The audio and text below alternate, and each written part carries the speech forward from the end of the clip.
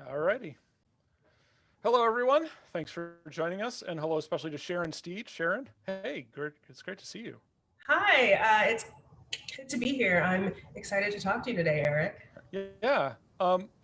Now, there are going to be people probably who haven't encountered your work before, so I think probably the best place to start is give us an idea of how you got basically to where you are today, sort of the journey that led you to this point in your career. Of course, yeah. So I'm a speaker, a consultant, and a person who stutters, and so all of those things they kind of work together to, like help me teach people how to really engage in empathy behaviors. And so, you know, um, I've been stuttering since I was around 3 years old. Hmm. And so I had developed this like very, you know, uncomfortable sort of a relationship with communication. And so Mhm. I had sort of come to this point in my life where I was just very terrified to talk to people. And so, I knew that I had to face this fear. And so I decided to pursue some public speaking as a way to just get more comfortable talking. And so, I gave a couple of talks, and that turned into a couple of, additional talks. And then Mhm. one day I found myself speaking just at companies and conferences on communication, collaboration, inclusion, and then just being more empathetic Mhm. as a way to drive all of those things on teams and just in organizations as a whole. So Right. that's kind of the backstory, and I guess a little bit of the current story Mhm. and current situation. So, Right, because I mean, you're the founder of Communilog, which is a mhm. agency basically that deals in this kind of training, this kind of teaching and consulting with companies. Yeah, so I founded Communalog officially. I want to say it was in 20.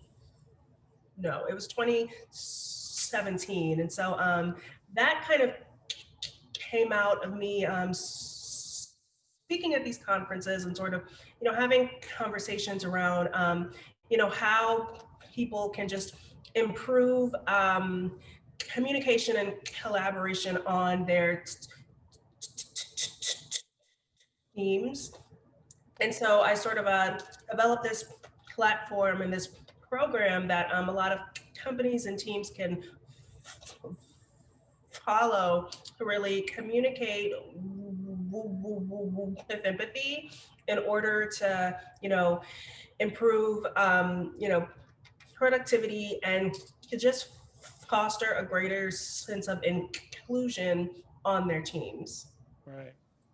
Yeah, and I mean, I have to admit that for myself, if I were in a situation where I had extreme trouble communicating, I don't know that public speaking is where I would have gone. That's a really interesting decision to me. Can you talk about that a little? So it's actually really interesting Hmm. because my, like whole goal, like was to just like be comfortable talking to people. And so Hmm. in my mind, I thought like, okay, I'm gonna give like 2 or 3 talks. I'll be cured of the fear, and then I'll move on with my life and continue doing what I'm doing. And that's, not exactly how that happened. I'm the kind of person where if I'm afraid of something, I, have to do it 1,000%, right? Like Mm. if I'm afraid to swim, I think that the best idea is to like go in the deep end of the water with the sharks in order to like scare the fear out of me, Oh. if that makes any sense at all. Hmm. And so yeah, so I was giving these talks and I thought that, I would come to a point where I just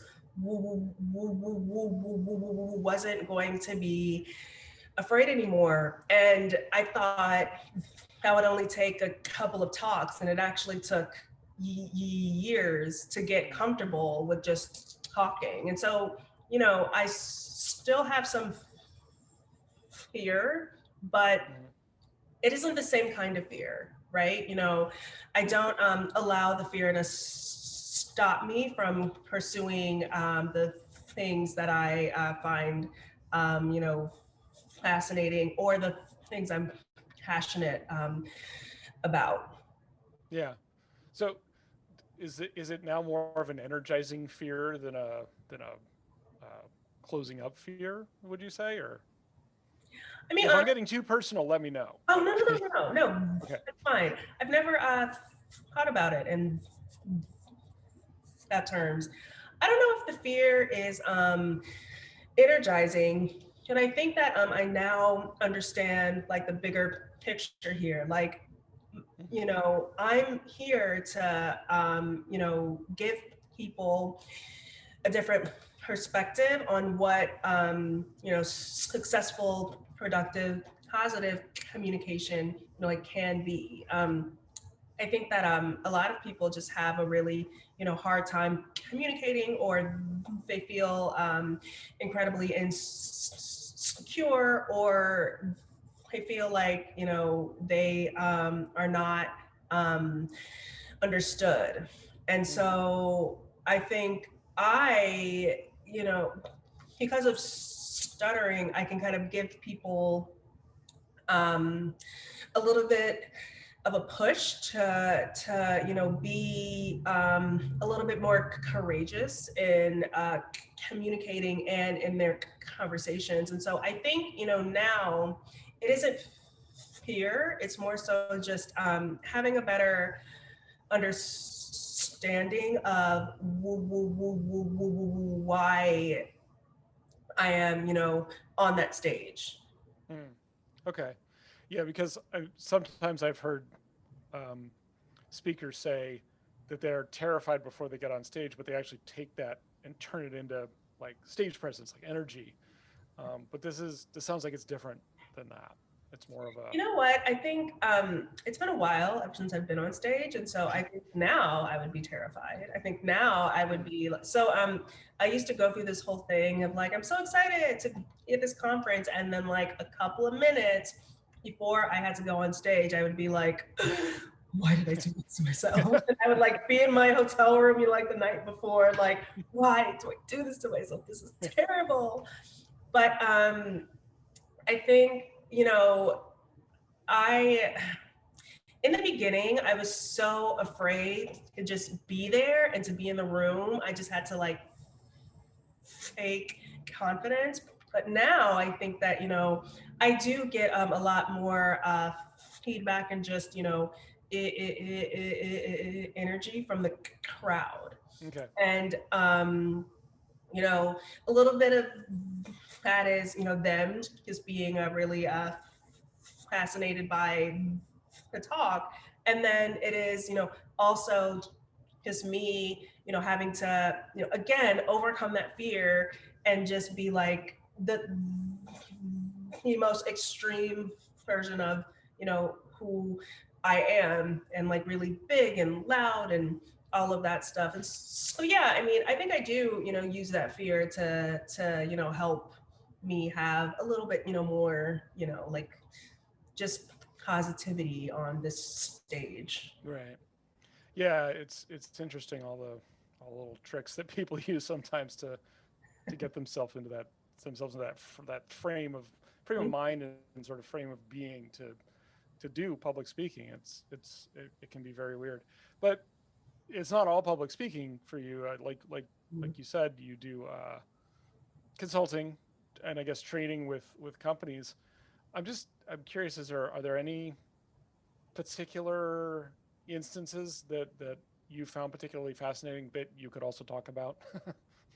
Yeah,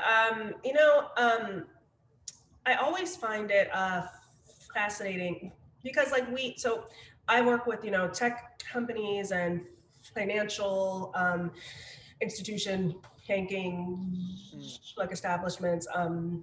I've done some work with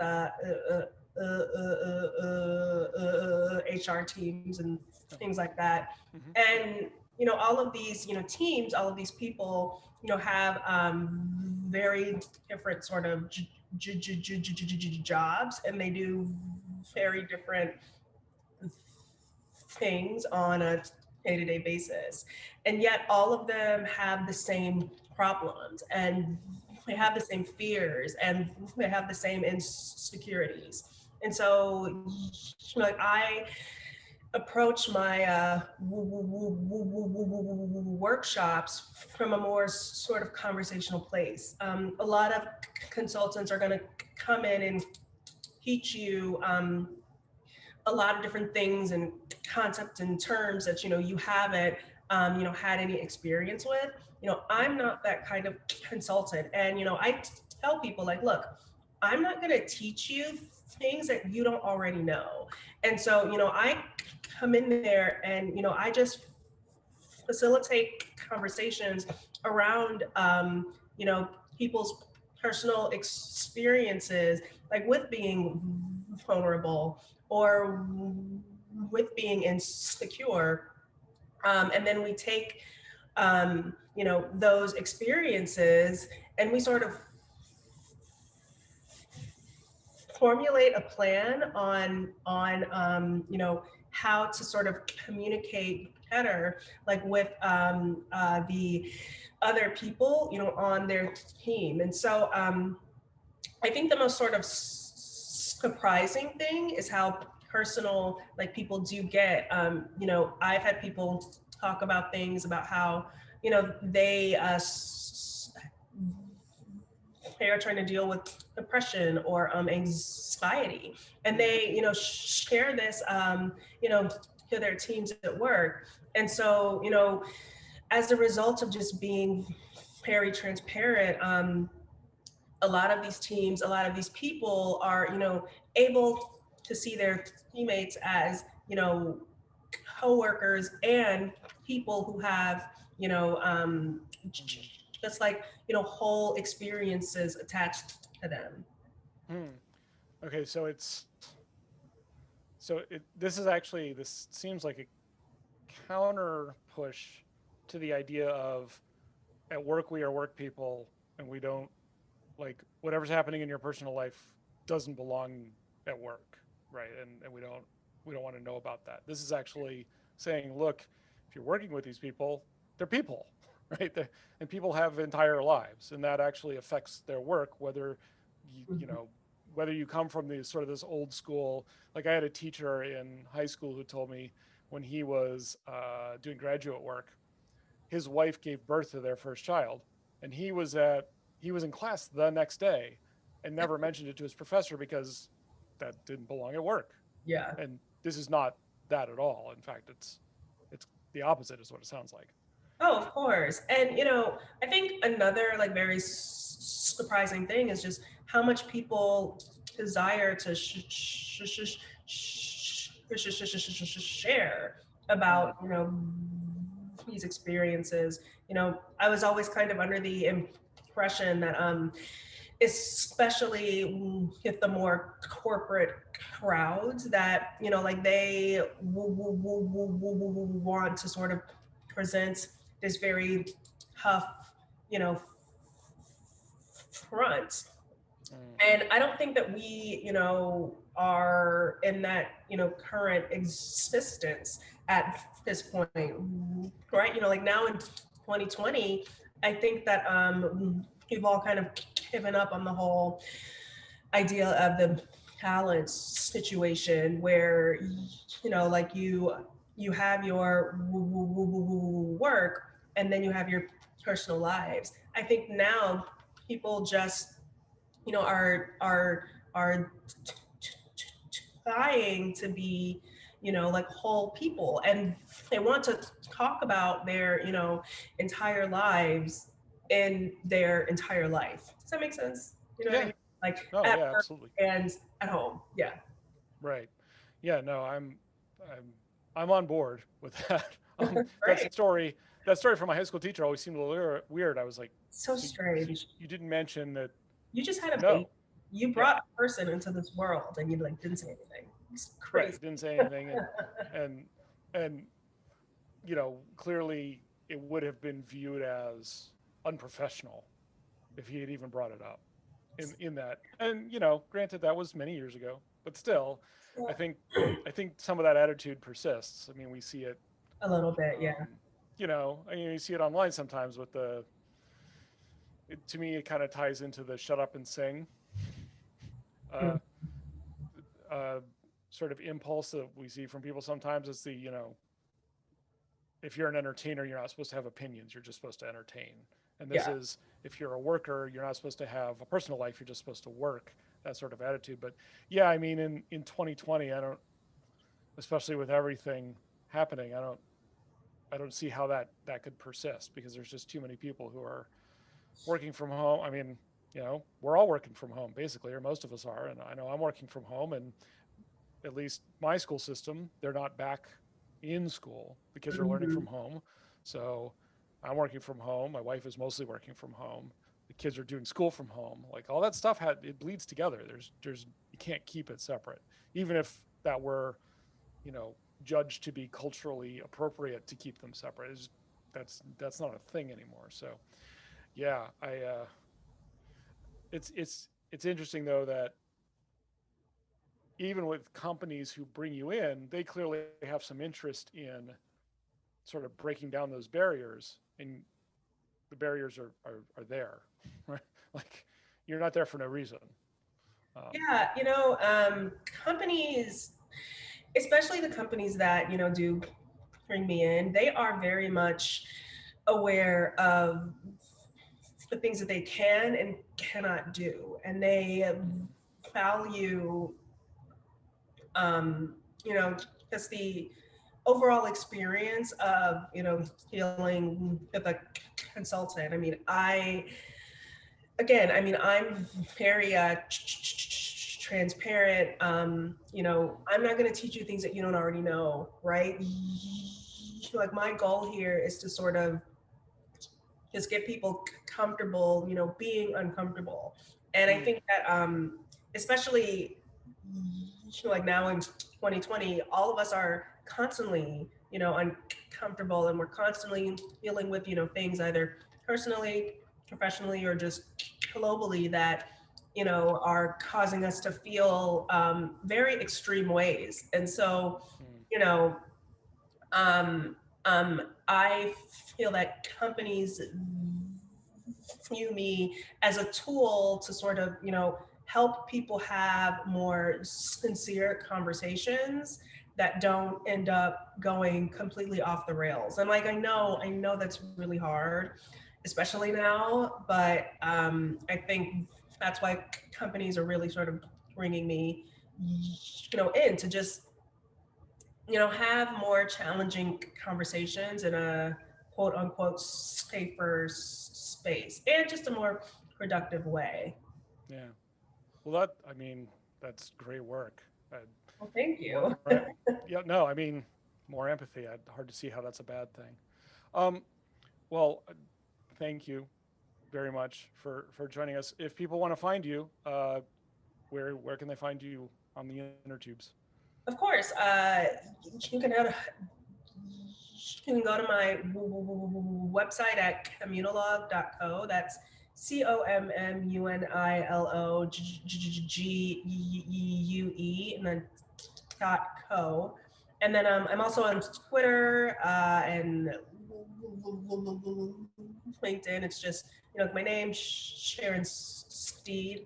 And Okay, yeah, that's where you can find me. that's awesome. Yeah. Okay, well, thank you again. And I just wanted to say to those who are watching, if you want to meet another speaker a week from today, and I'll be speaking with Adekunle Oduye. And if you're interested in hearing from Sharon or Adekunle or any of our other speakers present in more detail, we have Fall Summit coming up at the end of the month. If you go to aneventapart.com, you'll see what's what with the Fall Summit and the specialty we have if you buy a 3-day pass. But Sharon, I really appreciate you taking the time out, and I'm looking forward to. I'm actually really looking forward to hearing your talk at the end of the month. Yay, I'm excited too. Yay! Thanks. You're So welcome. long, everyone. Bye.